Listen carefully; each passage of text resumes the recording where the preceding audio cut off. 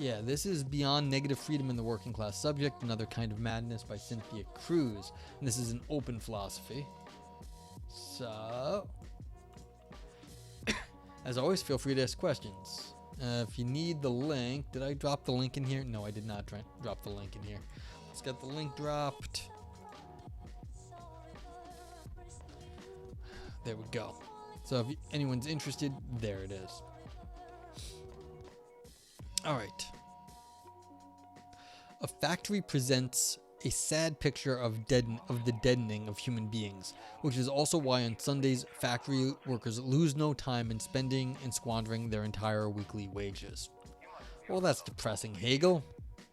I mean, it is depressing, but it's a depressing way to put it also. In an attempt to locate an exit from capitalism, the working class subject, finding themselves trapped in a system wherein they are forced to sell their labor to survive, hey, that's all of us, may engage in an act of negative freedom.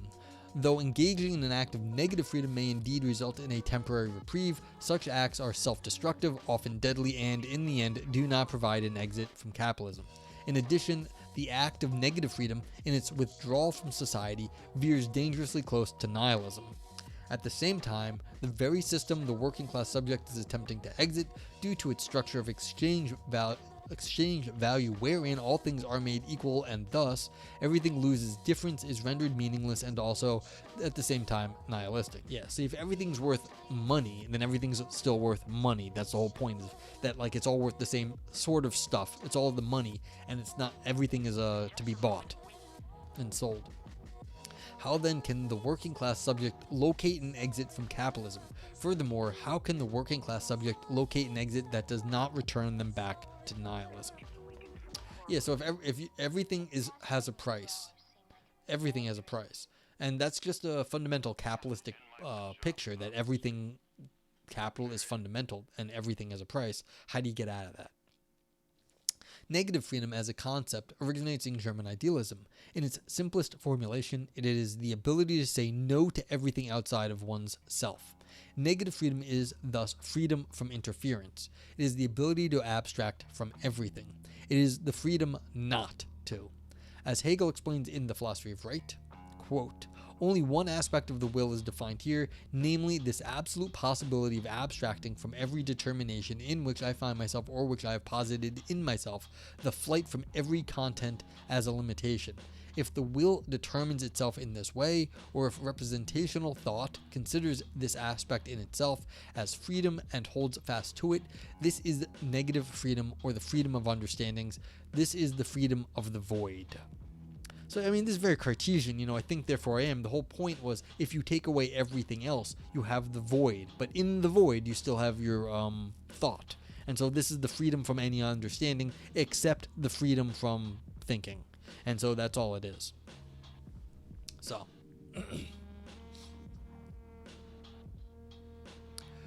In contrast for Hegel, abstract or affirmative freedom is the freedom to.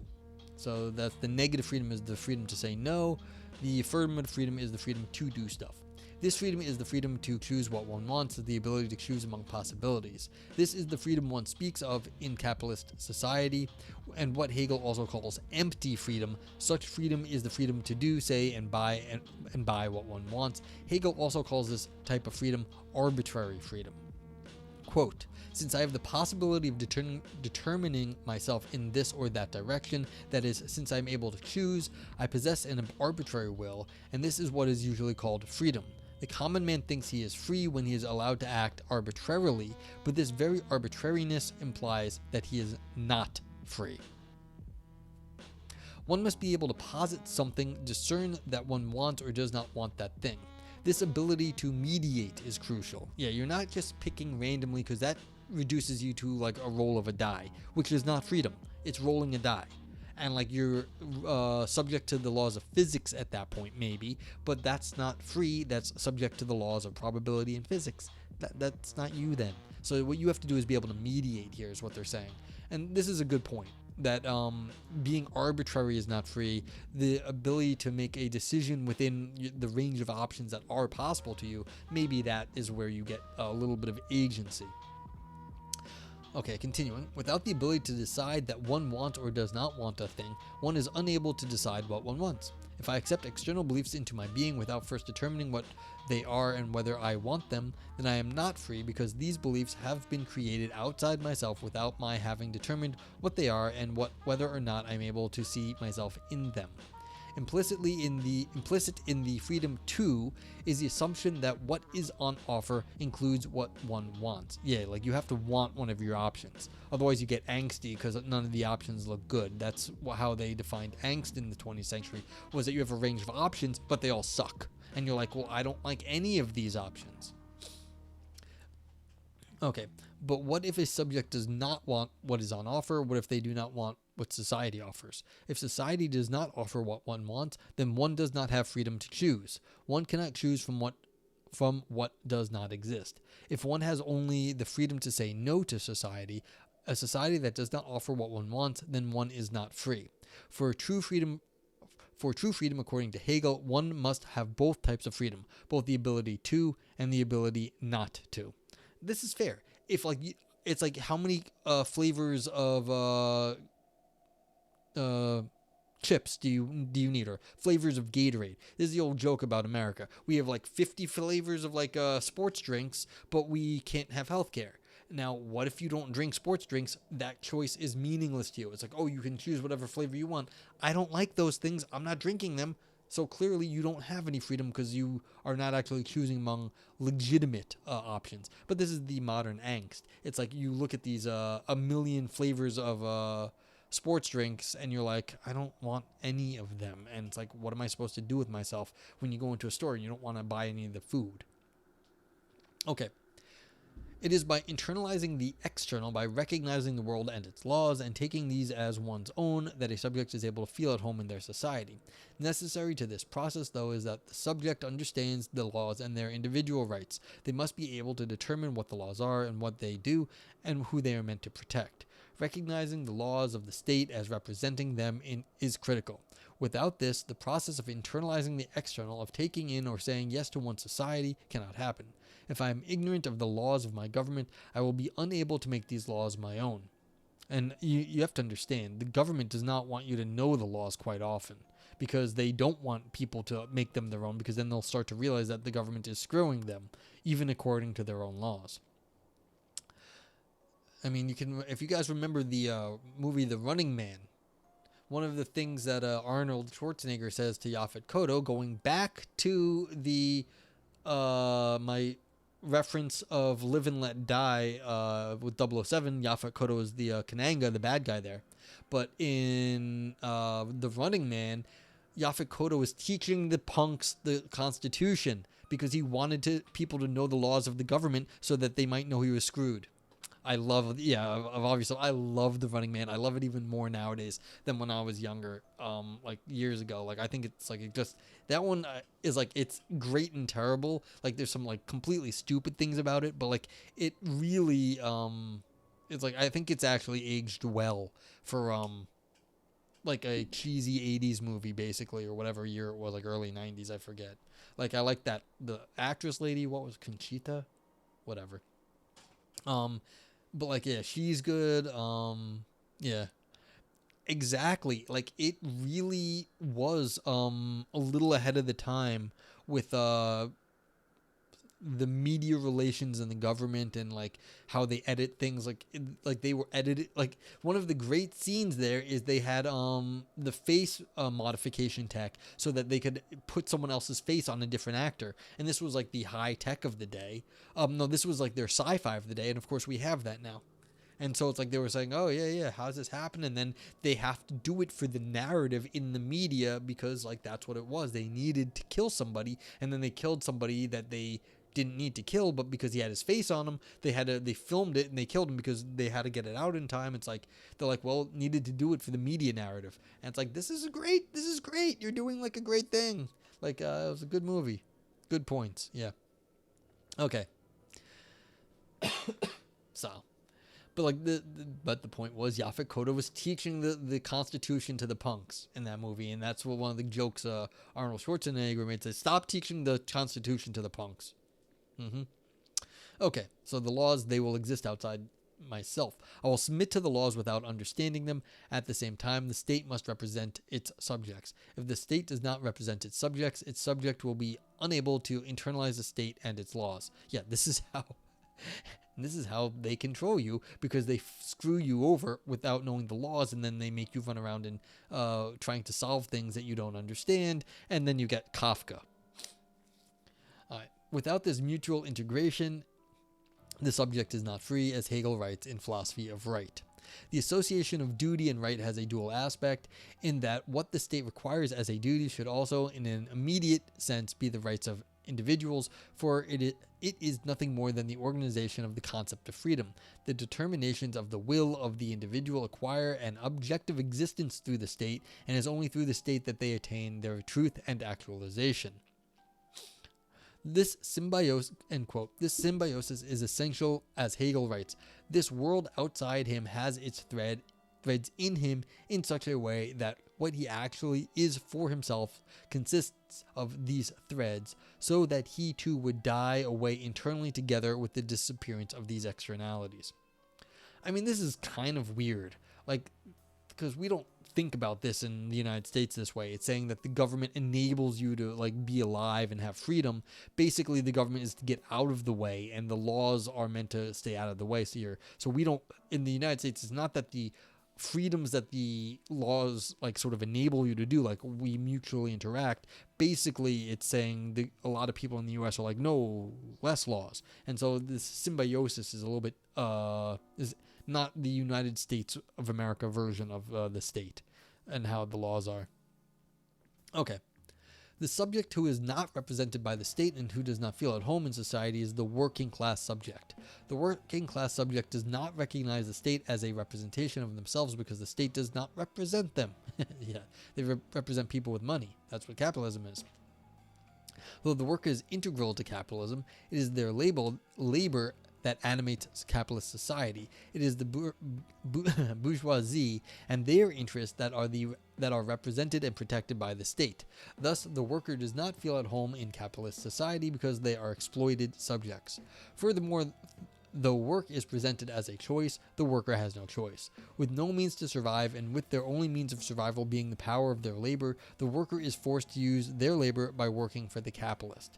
Should they choose not to work, they will most certainly not survive. And yet, according to the law, both the worker and the capitalist are equal, as Marx writes. He and the owner of money meet in the market and entertain interrelations with each other on a footing of equality as owners of commodities, with the sole difference that one is a buyer, the other a seller. Both are therefore equal in the eyes of the law. End quote. And yet the workers' labor is spent not building their own home or nourishing their family, but rather making objects for the capitalist to sell for profit.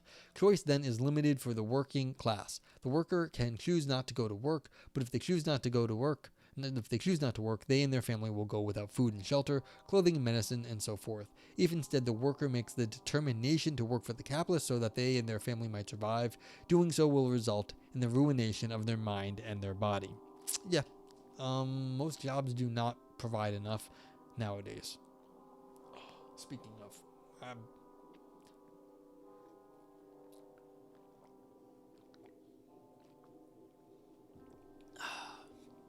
water. Okay. Yeah, I'm only on page 3. It's going to take a while, this one. Oh well. Because these are big pages. The working class subject under capitalism is trapped in an infinite circuit of labor. When at work, their labor is actively ruining their mind and body. When away from work, their mind and body are haunted by the mechanistic moving that occurs during their work hours. Their mechanism of labor, whether that be counting plastic bits from the conveyor belt, pressing buttons on the cash register, or gathering and delivering meals by bicycle through the cold streets of the city, enters and alters the mind and body of the worker. Its repetitive movement changes the relationship they have with their body, it changes the way they think, and it alters their sense of time and space. All hours of the day and night are work. The machinery, in other words, of the worker's labor changes the worker, making them not a master of the machine, but rather a mere appendage of it. Overwhelmed by capital, the worker's mind and body, along with the moments of their life, are subsumed by it. Yeah, I mean, this is the thing. You hear this a bunch, that basically you end up breaking yourself if you're trying to, get ahead. and most people, they don't get a whole lot out of it.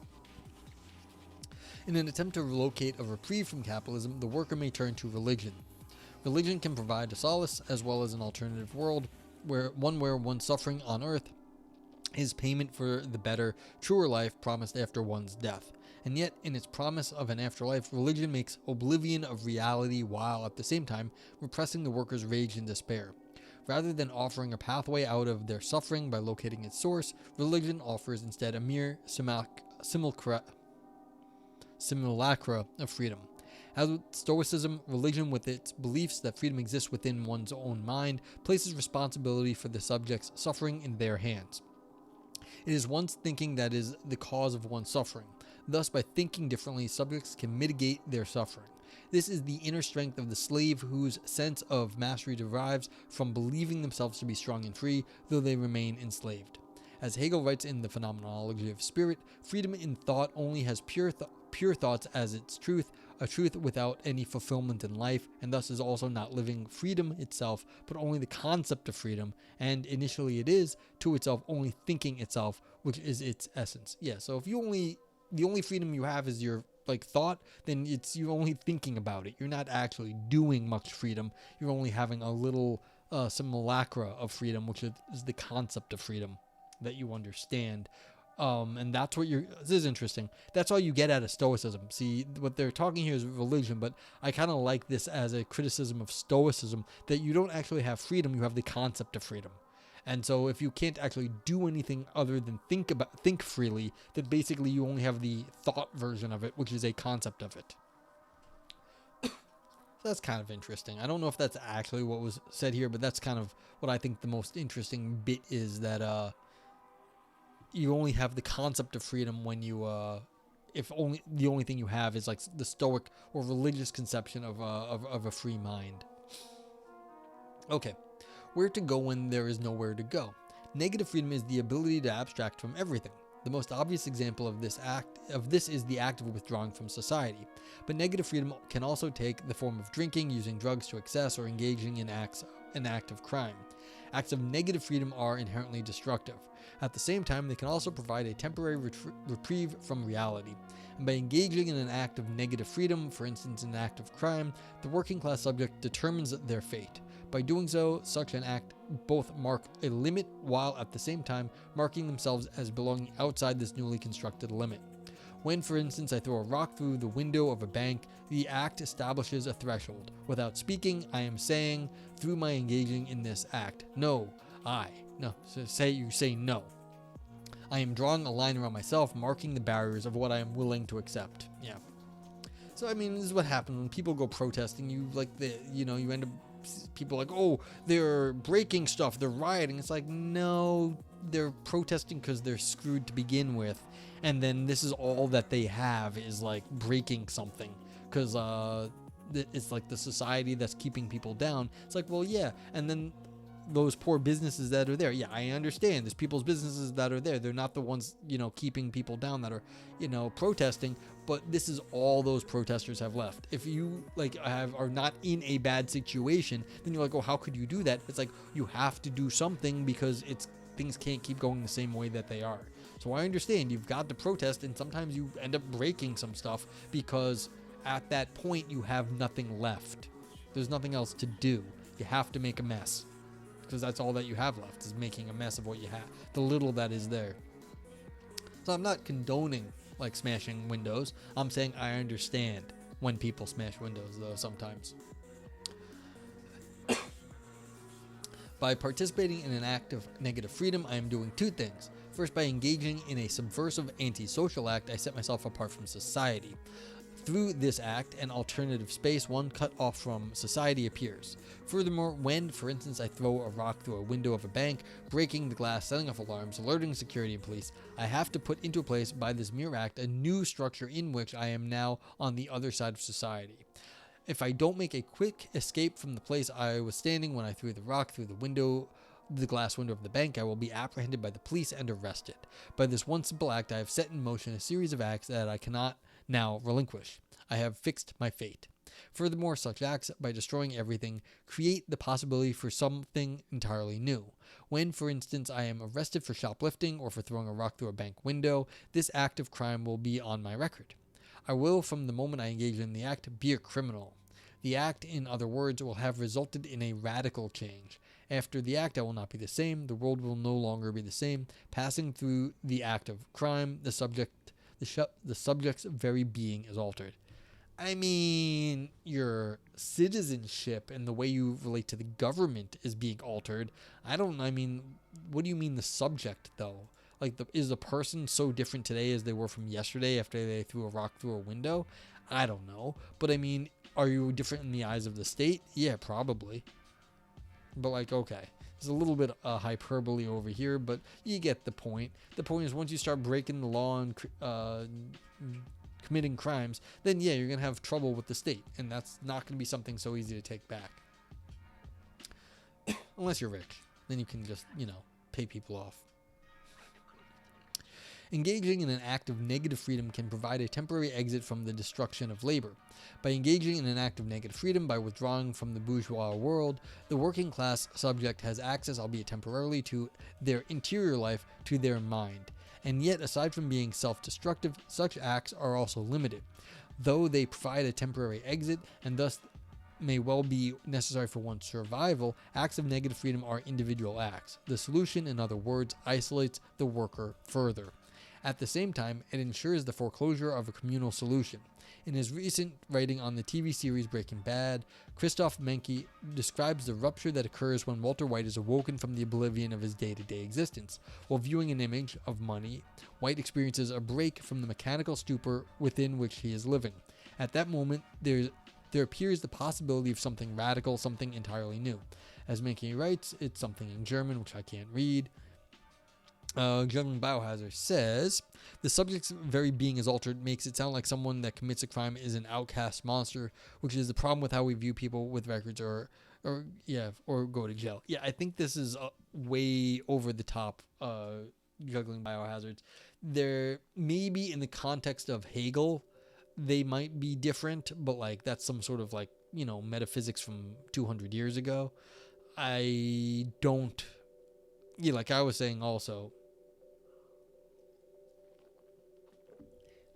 you may be different in the eyes of the state. You may not be particularly different otherwise. Yeah, it seems a little, what they said was excessive. All right, so, when Walter White decides he's going to go make drugs, he decides something new for him. It is from this germ of potential that White's actions, and indeed the show's series, self-generate in a succession of repetitive movements that lead, in the end, not to liberation but rather to failure. As Menke writes, Walter White chooses self-liberation. Comparing this ending with that of the Exodus story, Menke writes that the Exodus is radical due to its commitment to the communal, to the covenant, while Walter White's self-liberation ends in his self-destruction because it is a liberation without covenant. Okay, so interesting. So if you have to liberate all the people. You can't liberate yourself. That's an interesting thought. Can you not actually ever liberate yourself all alone? Liberation can only be done with a bunch of people, with the society. Okay. At the same time, negative freedom veers dangerously near nihilism. Negative freedom, by withdrawing from society, says that life, living among others in a society, is without meaning or that it is simply not worth it. Inherent in nihilism, whether it be the result of radical skepticism, an infinite questioning of everything down to meaninglessness, or in response to a sense of overall sense of meaninglessness in the world, the subject withdraws, entertaining only their own subjective thoughts. The result is that in the end everything becomes equally meaningless. All distinctions are cancelled out.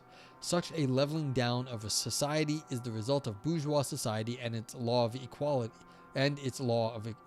as Hegel articulates in the Philosophy of Right. Quote, an example of this was the reign of terror in the French Revolution, during which all different differences of talents and authority were supposed to be cancelled out. For fanaticism wills only what is abstract, not what is articulated, so yet whenever differences emerge, it finds them incompatible with its own indeterminacy and cancels them out. This is why the people during the French Revolution destroyed once more the institutions that they themselves created, because all institutions are incompatible with the abstract self-consciousness of equality. End quote. For Hegel, paradoxically, the French Revolution was both a glorious mental dawn, an event whose anniversary he celebrated each year, while at the same time he recognized its having unleashed a yet uncontained force of terror, of which he would write that it could produce neither a positive work nor a positive deed, and there remains for it only the negative doing. It is only the fury of disappearing. Furthermore, with its structure of exchange value, the French Revolution resulted in a world in which all aspects of life become calculable and commodified. Because everything is exchangeable, everything becomes the same, losing distinction and thus losing meaning. As Marx writes, just as in money, every qualitative difference between commodities is extinguished, so too, for its part, as a radical leveler, it extinguishes all differences. Yeah, money's always green, at least in the US. This leveling down of everything, wherein difference no longer exists, ends in indifference, German. Inherent to capitalism, thus, it is a lack of meaning, meaninglessness, nihilism. Alright, so basically, what's going on here? Is there anything actually getting said? It's like, yeah, if you reject society, then you're a nihilist. Okay. That's fine. I mean, we can talk about like different ways people have rejected society, like revolution and whatnot.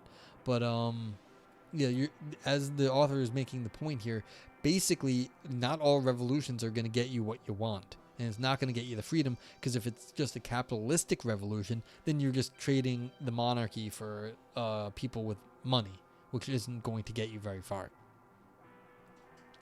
Okay. Yeah, an oligarchy, basically. Yep. Hey, Ivan Neal, you got your Nick Cage day card. There we go. Wonderful. I hope you're well. Yeah. How's it going? We're reading this. We actually did science earlier. We did a sort of a popular article on philosophy of chemistry earlier, so that was kind of cool. You might appreciate some philosophy of chemistry. Then we did a little bit of logic, and now we're finishing up, I guess. Well, not finishing up. Halfway through this paper on, freedom and the working class subject. Another kind of madness. So, yeah, I haven't seen you stream, but then again, I wasn't looking very carefully. But Ivan also streams. Shout out. Hope I didn't miss anyone. But yeah, if anyone doesn't know Ivan streams, he's a physicist. You go give him a follow and you can check out his stuff. Okay. An endless questioning that renders all things equal and thus without meaning is no less lacking than an attempt to locate truth through the limits of one's subjective mind. Yeah, cheers to you. Both roads lead to nihilism, as Hegel writes, quote, the study of philosophy is hindered by the conduct of only clever argumentation, but it is hindered equally as much by the kind of acculturation which refuses to engage in such clever argumentation and which instead bases itself on widely accepted truths. Yeah, so you've got the two sides. People who never shut up and don't really know when to, what's important, and the people who only deal with platitudes. That's fair. That's a good criticism of crappy philosophers. People who only talk about platitudes, and the people who don't know what's actually worth criticizing and what is not worth criticizing. The processor of those widely accepted truths thinks he has no need to re-examine them, rather he takes them to be fundamental, and he believes he is enabled not only to assert them, but to be both judge and jury by means of them. End quote. And indeed for Heidegger, the oblivion of nihilism results in... Yes, part's loud. And indeed for Heidegger, the oblivion of nihilism results in the forgetting of the difference between being and beings, so that in the end all remains are beings, the very essence of being annihilated in forgetting. In his lectures on the fundamental concept of metaphysics, Heidegger addresses this fundamental forgetting. Quote, have we not always already and long since found found our way with this find, so that we pay no heed to it at all, pay so little heed to it that instead, in all our comportment toward beings, we fundamentally fail to hear the being of beings, fail to hear it in a way that we arrive at the opinion, perhaps strange and even impossible, that we could just stick to beings and dispense with being. Yeah, so I know no one's going to understand Heidegger off the get-go unless you are a Heidegger person, but basically saying, look, if you're going to do just an abstraction away from all the objects in the world, called all those things beings, then you have missed the point that there is something beyond that. The point is that how do we actually judge what a being is and what is the value of that? But the abstraction of beings makes everything sort of this thin abstraction on top of it. No one understands Heidegger. Heidegger does have some points. I don't know if the whole thing makes sense. So yeah, no one may understand the whole of it. And he also looks like he changed his mind at different points in his life on at least some things. So it's like, yeah, you can point out some things, but like the point here at least is that if you are just doing an abstraction away from objects, then everything gets a sort of like thin abstraction on it. And again, then what's it worth? Ivan says, read the reviews of Being in Time on Goodreads. They look like a study in Stockholm Syndrome. Yeah, I would not go with like popular reviews of philosophers in general. Yeah, like just popular reviews of philosophers are not going to do much for you, because you're not like reading, anyone who's reading Being in Time as like, just something to read. No, you need to like study Being in Time. It's a tome of a book, and it's yeah, not easy. So that's the thing. Yeah, Valbo says, yeah, there's a turn in Heidegger. Yeah, so again, like which Heidegger you're talking about, what exactly, and there's no guarantee that he actually is making any sense at any given point. He could just be wrong about certain things. And so, but the point here is that like you can say that Heidegger's options, again, this is the abstraction from the world, what are the beings, but again, what is the more important thing is to be to look at not that you can abstract beings from all the different things in the world, but like what is it for them to be fundamentally, and that's where the value is. Okay. Valpo says Heidegger stole from Kierkegaard, so he's got good source material at least. Yeah, I mean, Heidegger stole a lot from Husserl, and I don't know as much about Kierkegaard, but there's like, you can, if you track most of it back, a lot of his stuff is from Husserl. You can point out a few different things from what I understand, where he does make some moves from Husserl. But yeah, I don't know. You'd have to point out to me where he stole from Kierkegaard, though. Because, yeah, Kierkegaard does say interesting stuff, though. Yeah, I don't know about Kierkegaard's metaphysics. Like, did Kierkegaard say anything about, like, the metaphysics or ontology of the world? Because, like, this is an ontological statement about what exists in the world and how we understand it. I mean, you'd have to tell me. You don't have to. You don't have to tell me now. You don't have to tell me in the future. I'm just saying, if you can say something quick about Kierkegaard's ontology, that would be interesting, especially with respect to, like, this, the Heideggerian ontology. Okay, anywho. Both the subject who retreats entirely into their interior, fleeing from the world, and one who is stuck in the capitalism's infinite flow, unaware of their own interior, are also equally lacking. Yeah, so this seems to be talking more about the stuff up here, but that's fine. Yeah, okay, so they're ontologizing the philosophers is what's going on here. Interesting move. So what they're saying is like, look, there's people who, deal or completely capitalistic, but then you're just subject to capitalism. And people who retreat from capitalism, then they are just abstracting away from it. Neither one is going to engage with the world. You argue that Kierkegaard does, but Heidegger is stealing his psychological stuff. Okay, interesting. See, I don't know enough about Kierkegaard. But like, that's super interesting that you think Heidegger, who probably knew about Kierkegaard at that time, the account of anxiety is oriented towards the future. Okay. Yeah, see, I don't know enough Kierkegaard. But that's super interesting that Heidegger may have been really just taking Husserl and Kierkegaard and sort of going mush.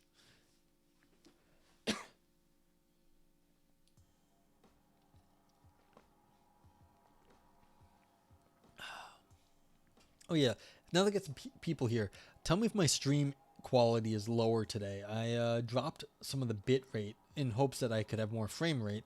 I don't think it did anything, but if my stream is like blurrier today, let me know. Dasein as the being for which being is a problem. That's very Kierkegaardian. Okay, okay. Interesting. I did not know that that locution would have been from Kierkegaard too. Yeah, yeah, everything is good for you except for philosophy. Yeah, this is a continental journal. I knew it when I clicked on it, but I was like, gonna go read some Marx, I thought, and that'd be fun, but we're getting more of the metaphysics, yeah.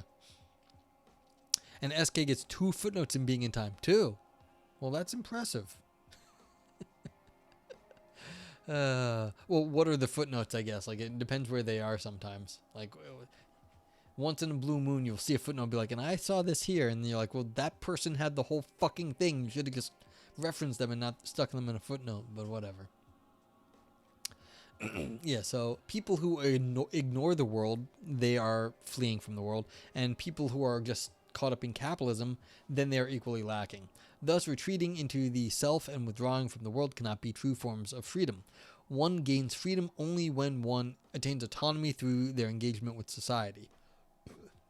As Hegel writes, but the freedom of mind is not merely an independence of the other, one outside the other, but one, as in like victory, within the other. It attains actuality not by fleeing from the other, but by overcoming it. Oh, Valpo says the locution isn't quite Kierkegaardian, but it is in the neighborhood. Interesting. Okay. Yeah, I mean, should be more than 2 damn Nazi plagiarists. Yeah, well. Philosophy is not very good for, and it's not an excuse of Heidegger, of course, but like a lot of philosophers are not good at attribution. But yeah, Kierkegaard should get more love. It's true. When the working class subject engages in an act of negative freedom, they often do so unknowingly.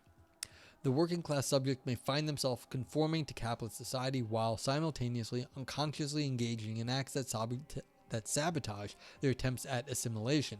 They may, in other words, consciously wish to conform to their boss's expectations in order to keep their job, in order to provide for themselves and their family. Vapla says, I will say Heidegger is a far better reader of Kierkegaard than a lot of the early post-World War II scholars, for what it's worth. Interesting, but I mean, yeah, you can always, like, if he's just plagiarizing, that's not cool, but at least he plagiarized good material and understood it, so that is something. At the same time, they may unconsciously resent their boss and everything they stand for. Such a seeming contradiction may transpire in the following way. For instance, a worker may go to work, do their job, and then without premeditation, without indeed any conscious desire to do so, seemingly out of the blue, be overcome by an impulse to steal a coworker's cardigan. An example from Alexander Klug's film, Something in German. By stealing his or her coworker's cardigan, the worker has put themselves in a precarious situation, one which may result in losing their livelihood and also possibility of ending up in jail. In Klug's film, Anita G., a young Jewish woman from East Germany, attempts to assimilate into post-war West Germany without success. The film chronicles Anita G.'s attempts, which become ever more desperate as the film progresses. Near the start of the film, Anita G. is shown in a court where she has been summoned for having stolen the cardigan. When asked by the judge to explain her behavior, she offers no explanation or context for her action, though admitting her guilt, saying, for example, yes, I took the cardigan, and explaining why she engaged in the act would likely help her appear more conciliatory and thus rehabilitate her in the eyes of the judge. She refuses to do so, insisting instead that the act was driven by outside forces. It was all very instinctive. Evolve Yourself says, I always have the urge to steal cardigans from my coworkers. I mean, it seems appropriate. I'm very confused why that's against the law. Anyway, thus when she says to the judge it was all very instinctual, she is being entirely transparent. She is telling the judge that she was driven by her instincts to engage in the act. And though she knows rationally that her only means for survival is to conform, she knows also as a Jewish subject in post-World War II West Germany that assimilation can only mean forsaking her family, community, and history. The choice she is confronted with between assimilation and annihilation by attempting to circumnavigate assimilation by suicide is no choice. By engaging in an act of negative freedom, Anita G. chooses neither. Yeah. In the court scene, the judge is unable to understand Anita G, and her answers are unfathomable to him. This inability to comprehend Anita G is situated in the cut that occurs at West Germany's 0 hour. An absolute break with the past and a radical new beginning, occurring at midnight on May 8, 1945, the 0 hour, as West Germany was Germany's attempt to dissociate itself from its Nazi past. This cut is exemplified by the film's opening, where the following quote is presented on the blank film screen without attribution. The quote translates to English: "We are separated from yesterday not by an abyss, but by the changed situation." Opening the film with this unattributed quote is itself a cut marking the abyss of the changed situation. West Germany's Nazi history is necessary to provide context for Anita G's existence. Without this context, Anita G's existence is unfathomable. This is illuminated during the court scene. When she attempts to answer the judge's questions, her responses are incomprehensible to him. He refers to his law books and his own experience, but is unable to make sense of what she is saying. This lack is the result of the cut at the 0 hour and of the removal of West Germany's past. What has been cut from the beginning of the film remains outside the frame of the film. This erasure is an act of social death. West Germany's Nazi past is where Anita G and her family exist. This cut makes German Jewish history unfathomable. This cut in turn makes Anita G unfathomable. She has vanished before the film ever begins. Thus, when she appears in court, she has already been removed from the symbolic order. She is already a phantom. Erased from social discourse, Anita G, her family, and her history have been relegated outside language. As a result, Anita G is a zombie-like subject propelled blindly by the drive. Alright, so really? This is fair that sometimes you don't know why you're doing stuff, and basically it's saying that the lack of a personal history meant that you can then act without being able to explain why you're acting, because anything you would say would no longer make sense in the current context. Okay, sometimes why you do things does not make sense in a current context. You could imagine yourself like trying to explain why you do certain things to like a group of 5-year-olds. You can explain yourself, but they don't understand your history and why you might do something. Is this fair? Nah, I don't know. But like, okay, they're making the claim here that without a history, it's very hard to explain your actions, and that's true. If you can't explain your like where you are, where you're from, why you might do something, then you can't explain it. But they're saying you can erase the history, and then that will give you makes you not be able to explain your actions because the history is gone. It's unfair to the judge, I think, because the judge might understand, but like, yeah. Okay, by refusing to atone for her behavior, Anita G resists any form of compromise and thus draws a line between herself and the judge, which is to say between herself and society. Ivan says, I mean, if I woke up in the 25th century, people would surely be offended by my actions, but why would it be inexplicable? Yeah, well, that's what I'm saying. I agree with that, Ivan. It's like, yeah, the judge probably could understand if she did try to explain, and the author wants to say, like, this is resisting any form of compromise. I mean, give the other people in the world a chance. Maybe they will understand. Like, they were there too before the World War II ended, and then they were there afterwards. So it's like, you have to give these people maybe a little bit more credit. It's like, is that a compromise? I mean, the law might not be able to compromise with you.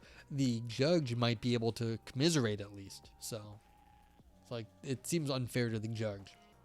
Okay. In this way, her action is a success. It provides her with an alternative to the deadlock between assimilation and annihilation. By the end of the film, Anita G, homeless and pregnant, is no longer part of society. With nowhere to go, she turns herself into the state. And yet, because she is no longer forced to conform herself to society, her removal from it affords her an aspect of freedom. Furthermore, her removal of herself from society, rather than being caught and captured by the state, is in itself a form of agency. By negating the state's ability to negate her, and by instead negating herself by turning herself into the state, Anita G gains the upper hand. Yes, so these are the people who, rob a store for $1, and then they get themselves, like a free night in jail because they were hungry and they needed a safe place to sleep. Ivan Neo says, I think this is the irony. The paper attacks solipsistic nihilism, but in defending random inexplicable theft, they actually promote nihilism. Yeah, see, this is what they're...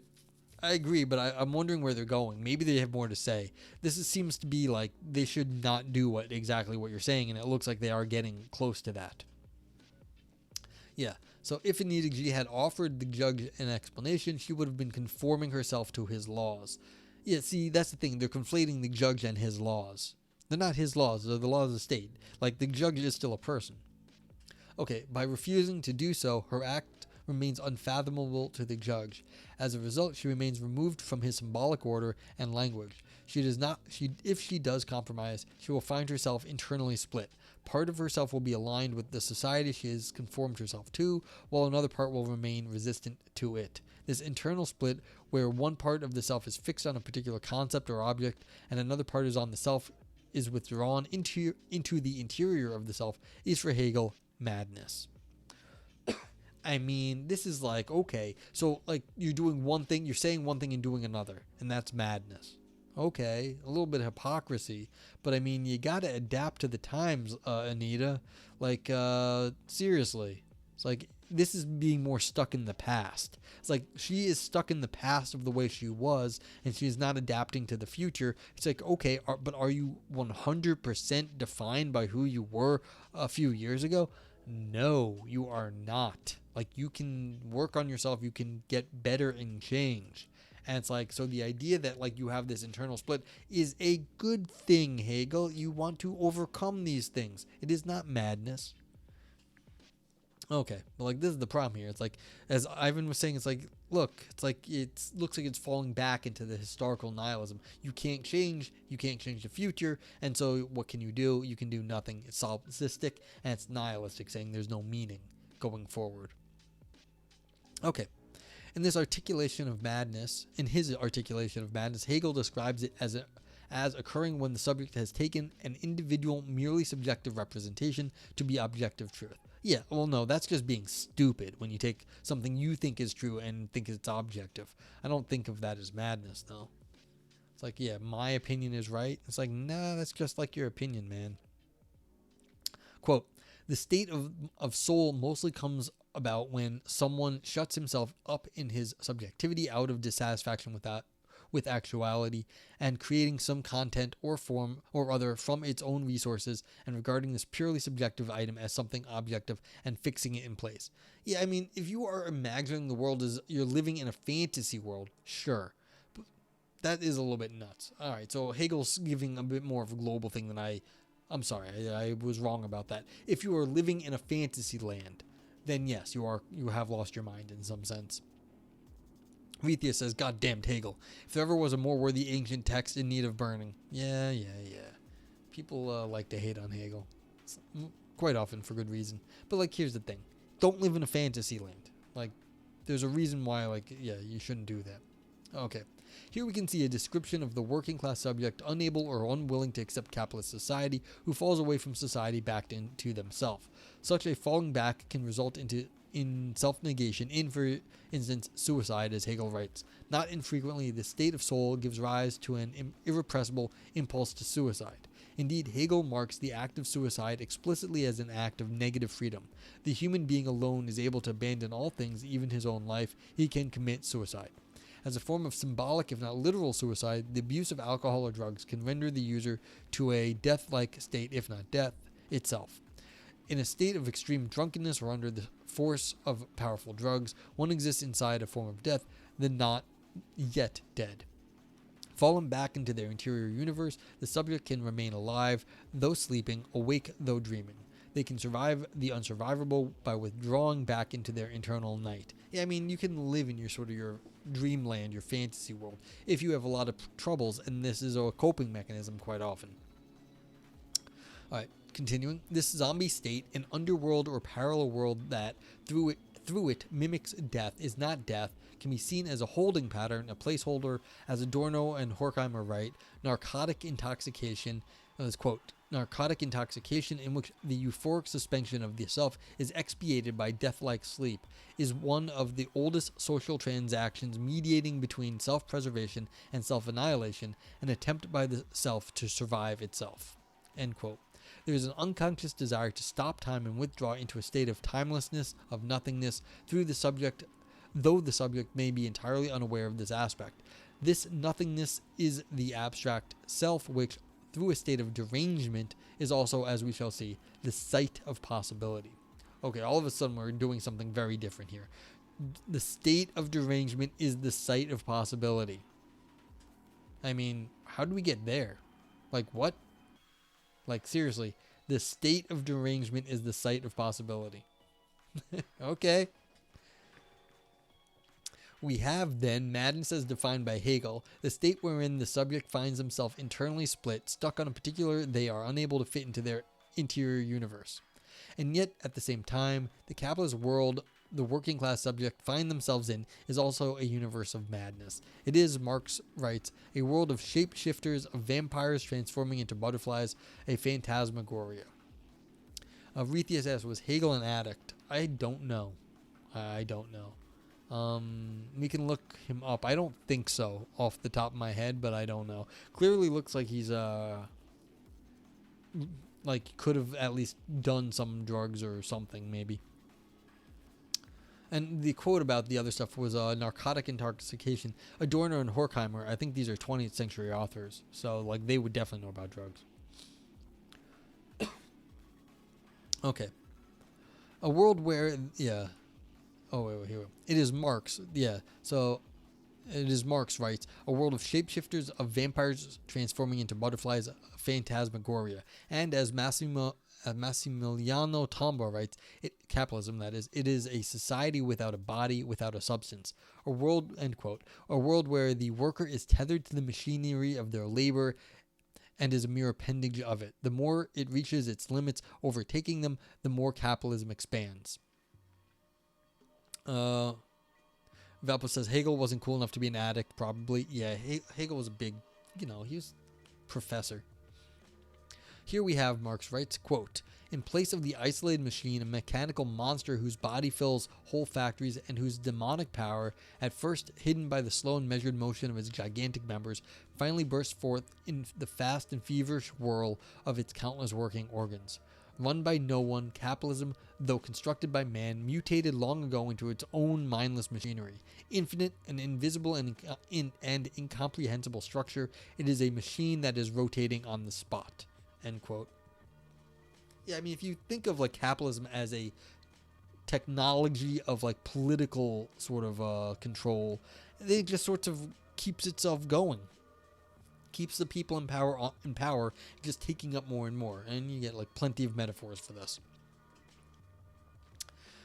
In an attempt to escape the madness of capitalism, the working class subject turns away, falling back into their interior and entering madness. By turning away, the working class subject refuses to engage in capitalism, refusing to engage in its language. Exiting society, the subject exits language. And for Lacan, this move away from society is a step in the direction of freedom, as Nestor Brownstein writes, quote, to enter into discourse is to engage in a link and therefore a loss of freedom. Madness creates an exception by placing itself outside the exchange of discourses. This idea is already present for Lacan in the beginning of his teachings when he discusses the negative freedom of a kind of speech that has given up trying to gain recognition. End quote. Arethius asks, I understand how faith in capitalism shaped us. Where do you think we go from here? Unfortunately, Arethius, social philosophy is like not something I'm good at. I've never put the same amount of time into it that I have on like, the more sort of like science and stuff.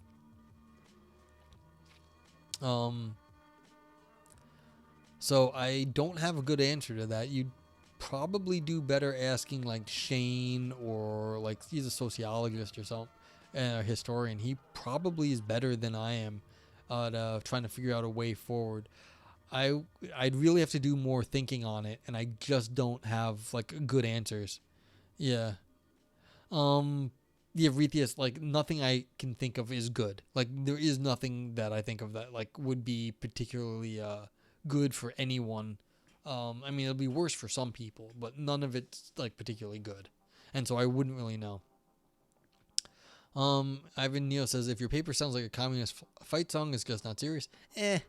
I mean, there's gonna be like communists out there. That doesn't necessarily mean they're bad, but like yeah, they're gonna be rah communism, which is gonna happen. But like there's like depending on what journal you're in, that may just be how they are. That doesn't make their research bad. It just means you have to like if you're not communist, you have to sort through the rah communism stuff.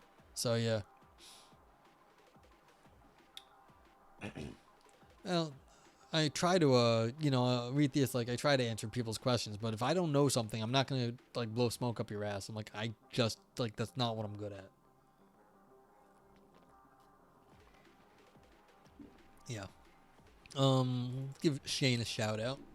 Although I'm pretty sure everyone here knows Shane. Shane McInnes. I think that's right. Yeah, so if you don't know Shane, Shane is a sociologist and historian, teaches at the college level, those sorts of things, and you can go on his streams and ask him anything about history, like from like any time period, and he may know, and also about sociology, and so like he's a good guy and perfectly happy to like just go off on tangents. So if you have questions, you can ask him, and like this is like not my like. I wouldn't. It's like for me to answer a question in this area would just be like, well, I can like speculate randomly, but that wouldn't be like it would be basically like someone with an undergraduate level of like sociology speculating. It's not going to be particularly interesting. So, okay, so. Alright, so we're back to this. Indeed, as Lacan states, the mad person is the only free human being. Riti says, "No, I speculate every day, and it's worth it in how much fun it is." Yeah, I mean, I speculate about it, but like, of course, I enjoy thinking of stuff and speculating. But like, if you're asking me like where we're going here, like I can't give you a good opinion. Like I can make stuff up, but it's probably not going to be that interesting. Like I'm trying to think, like what would I say, like where we're going to go from here, and all of it just seems like really crappy at this point. It's like the world is not in a very good place. No, I don't think you did. No, Rethius. I've been trying to think about it. I'm like, well, do I have a good answer? Do I have something to be said? I don't have anything good to be said. And I would like something to have something good to be said when people, because this is a question people have. It's like, I would like to have a better answer to it. So it's like, it's a good question, but it's, I don't have anything smart to say. All right. But as Lacan states, the mad person is the only free human being. You may have to evacuate? No, that's not good. I mean, are you talking like the abstract because the United States is going downhill, or are you talking about like you actually the weather has gotten so bad that it's gonna get dangerous? But like, yeah, I hope neither. Frankly, I hope you don't have to evacuate. Anyway, the description of the subject who has given up trying to gain recognition is crucial. In the case of the working class subject, when they withdraw from capitalist society, though this is a dangerous space to inhabit due to its proximity to madness and self-annihilation, also marks a critical moment. When the working class subject recognizes their unfreedom, this recognition alone creates a necessary distance. In his discussion of the plight of the slave in the philosophy of right, Hegel writes that it is in the moment the slave recognizes their lack of freedom that they gain the distance necessary to actualize their freedom. Indeed, it is in this moment of recognition that they become free. Well, that would be the concept of free, because they're not free. They gain the concept of freedom that they need, because then they realize that they are not free. So at that point, they gain the concept of freedom. But they do not become free if they are still a slave. Furthermore, Hegel writes, slavery occurs in the transition between natural human existence and the truly ethical condition. It occurs in a world where wrong is still right. How are we to understand this passage? It would be wrong, of course, to blame the slave for their own oppression. It is the slave owner who is to blame. And yet a world where slavery exists is a world where, as Hegel writes, wrong is still right, as in correct. Such a world is one that is wrong, or some German wordy. It is upside down, or the topsy-turvy world. Rethia says, 5th generation in Utah and the Great Salt Lake is dying. 50% dry from the 1990s. Yeah, that's right. The water's drying up out west. That's scary. There are a lot of heavy metals and arsenic in the exposed lake bed. It will become unmanageable in the next 5 years. I think I have to sell my house now and leave before I can't sell. Wow, okay. That's scary because, yeah, the west in the United States is drying up. And, yeah, like this is one of these, like, spots where it's going to be, if, like, chemicals that were kept under wraps because they were underwater are going to be exposed, that's going to be a little scary. Yeah. There's problems here in the U.S. I'm sorry to hear that, Rethius. It's unpleasant. It's really unpleasant. All right. Speaking of, in such a world, a displacement has occurred. The phenomenology of spirit, Hegel introduces the term the topsy-turvy or looking glass world. In English, this means inverted, perverted, wrong, and false. Everything that exists in the one world exists in its exact opposite in the other. In one world, things are right, while in the other, they are wrong. Rethia is just, you gotta figure out, dealing with family is very, very hard. People do not want to leave their house, for good reason, quite often. It's very hard. Quote, what is despised in the former is honored. What in the former is honored is despised. The punishment which, according to the law of the former, dishonors a person and destroys him is transformed in its inverted world into the pardon preserving his independent being and bringing honor to him. This, end quote. This upside-down or wrong world is described by Marx as the bourgeois world, where its inhabitants live in the bewitched, distorted, and upside-down world, explaining that such a world is a world in transition between natural human existence and the truly ethical condition. Hegel suggests that such a world is one awaiting change, the change from natural human nature to the truly ethical condition, from a world where wrong is right to one where right is right. But in a world where the slave owner profits from the suffering of the slave, or a world where the capitalist profits off the suffering of the worker, it is clearly not the capitalist who will instigate the change. Though impossible, such a world must be changed by those being exploited, the worker and the slave. And yet, if one is enslaved or oppressed, if one has no access to freedom, or none other than negative freedom, then how does one go about changing the world? Alright, so now we've got we're asking the very, very big question. What do you do when you have nothing and you want to change the world? And we're going to find out an answer right now in the last page of this essay. Okay, so this is the payoff. We've gotten through this. Will they actually say how to revolution right here? First, the world must be made a world where the worker feels at home, and such a world entails a world where the worker not only understands its laws and rules, but also the laws and rules must represent and protect the worker. Whoa, whoa, whoa, whoa, whoa, whoa, whoa. Hold the phone. Hold the phone. The whole point of the laws of the rich and powerful, at least here in the United States, they protect the rich and powerful, for the most part. This is the thing. They're not going to make it so it's easy to teach people the laws and how they affect them. That's why they are the way they are. That's why you need lawyers. That's why in this country you need to get tax software or a tax professional. Even though the government knows what you owe in the United States, they don't tell you, and then you have to go pay someone to do it because they wrote the law so that they could force you that the U.S. government can't tell you what you owe them, and they made it so that you have to pay someone to do it. Those are the people who make the laws and rules. The laws and rules are often written to be explained to people, but quite often they are not also. They are also not done to that, to that end. Yeah. The laws and rules are meant a lot of times to protect the moneyed people. I mean, it's just how it is here in the U.S. It's like you hope so, but this is already begging the question right here. Like what makes you think that the laws are written for the working class people? And how would you do that? Like, if you have to start there, that already begs the question. You have to be able to have written the laws for the working class people. You can't just start off in a world like that. All right.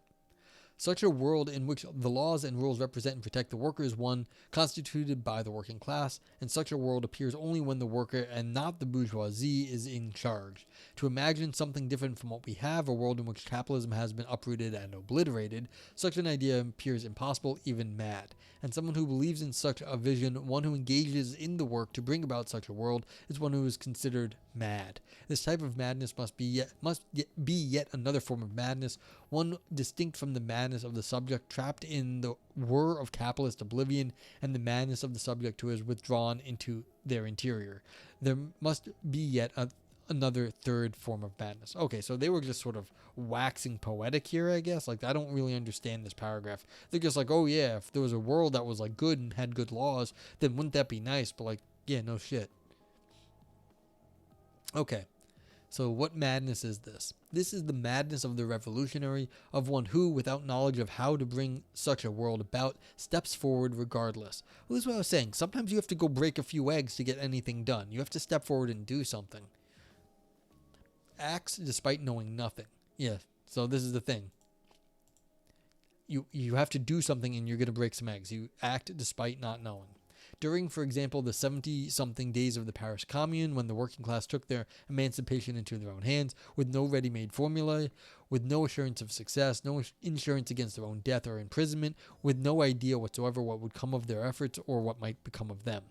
Marx writes, the working class did not expect miracles from the commune. They have no ready-made utopias to introduce for the people. They have no ideals to realize, but to set free elements of the new society with which old collapsing bourgeois society itself is pregnant. Indeed, end quote. Indeed, the communards leapt into the unknown in what might be called a salto mortal, a somersault, a mad leap into the unknown. To leap into the unknown is a sure sign of madness. Quote, this revolution can be nothing other than a somersault, end quote. And such a leap implies a returning to. In other words, in contrast to the withdrawal from society that the act of negative freedom suggests, a leap into the unknown must be neither a leap into the infinite night of the interior nor a leap into the infinite flow of capitalism. It must be a leap into something that is both and none, a gap that exists between, a space between that of yet does not exist, a space that will appear only once the leap has been taken. This gap that appears akin to the sudden appearance of the image that breaks Walter White's state of oblivion is awaited and yet entirely unexpected, as Paul Verno writes. Describing such a rupture as a miracle, Verno writes, quote, it is an exception that is especially surprising to the one who was awaiting it. It is an anomaly so potent that it completely disorients our conceptual compass, which, however, had precisely signaled the place of its insurgence. I mean, okay, so it's like, yes, you have to go do something and you have to not know what it is. Okay, shocking. Like, all right, fine. It's like, this is a problem with a lot of, like, continental philosophy. Got us all worked up, thought we were going to do revolution, and then basically says, you're not going to know what you're doing anyway, so what are you talking about? And I know this is why Ivan Neal gets annoyed with continental philosophers. I liked all the stuff up to here, this is the last paragraph, but like this is sort of, it fizzled out. Okay. Yeah.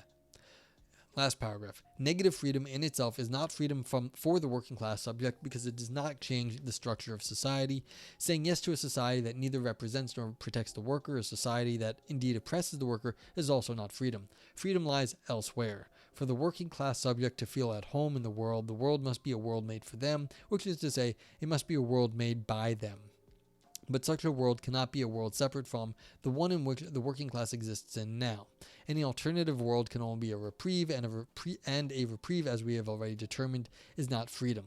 If madness is defined by the subjects dropping back into their abstract interior on relinquishing the prospect of engaging in discourse with capitalist society, if negative freedom is madness, and if true freedom is the ability not only to say no, but also to say yes too, then within that dialectic of these moments, that is madness, negativity, and affirmation, there must exist an exit, or rather an entrance into something entirely new. Okay, fine. Yeah, I mean, this is the issue. They got themselves all worked up to define a few concepts that seemed interesting, like things that really will not solve your problems. Granted, did we ever really think that getting drunk was going to solve your problems? I mean, it does solve your problems temporarily because then you're drunk and you don't care about your problems, but like, that may be your entire goal. But yeah, is that going to lead to revolution? Is that going to change society? No, it's not. You might have a little bit of fun for a little bit, and hey, if you can get away with it, you can have a little bit of fun for a little bit longer, and that's cool. Hey, Midi Chiron, how you been? You say, Midi says, it feels like someone insightful and poetic enough to articulate what is so wrong with the world around us, but yet lacks the discipline or systematic vigor to give us any concrete actions to take. Yeah, this is exactly the split in philosophy. This is an Continental Journal, I think. And so these people have some sort of they have more of an understanding of like societal ills and like the people discussing it. This person does seem to have a grasp on the authors that they quoted. So like this is a Hegelian person, basically. A lot of Hegel quotes seem to be relevant quotes. I'm not a Hegel scholar. I can't really judge, but it seems like they understand it. So they are smart. They know their philosophy, but are they, did they present anything that will go anywhere? No, because it fizzled out right here. They wanted to, like, right here. Oops, what happened right there? Right here. They said the nothingness is the abstract self, which, though a state of derangement, is also, as we shall see, the site of possibility. Okay, that sounds very exciting. Like there's some sort of mental state we can get into that we can get more creative ideas out of. But then it fizzled out right here because basically it says the person who's doing it won't know what they're doing anyway. And it's like, all right. So it's like, yes, like this is the problem. No concrete actions. They understood the stuff, but this is Hegel's an idealist. It's very hard to get in real world actions out of ideals, which are, again, concepts. Like something ideal is the way you're picturing, like it's a picture in your head saying it's about the world. Can you bring that about? No guarantee that what you believe can be put into the world. And they even said that here. Like they even had quotes saying that is sort of the madness if you're living in a fantasy land. If you think what you believe is actually the way the world is. Now, that's not exactly what I just said. That can you make what you believe to be in the world? That's a different problem. But again, they fizzled out because they can't even say that like you know what you're doing when you are doing that sort of thing. Like when you're working to change society, you're not going to be able to know that you're doing anything well. Yeah. So again, yeah, it seemed like competent stuff. It seems like the video is lagging versus the audio and a lower frame rate. I might be dying at this point. Yeah, it looks like it's dying a little bit. Yeah, my CPU is like higher than it was. I don't know why. Okay, but okay. Interesting, but I'm gonna have to futz with the settings again. But yeah, I don't have a whole lot more to say to this. It's just that like it fizzled out. I'm not hating the Hegel. I'm not hating like all the little anecdotes that they put through. It's kind of entertaining, like as far as thinking about why is this lagging? You're right, it is lagging. I don't have a single drop frame, but like my video is lagging. It's just like slowing down on me. But okay.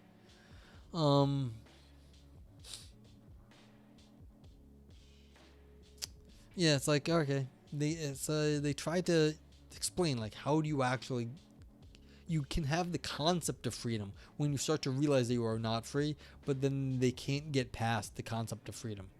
So that's what happens in idealism is you get stuck in your ideas. All right, does anyone else have anything to comment on this? I know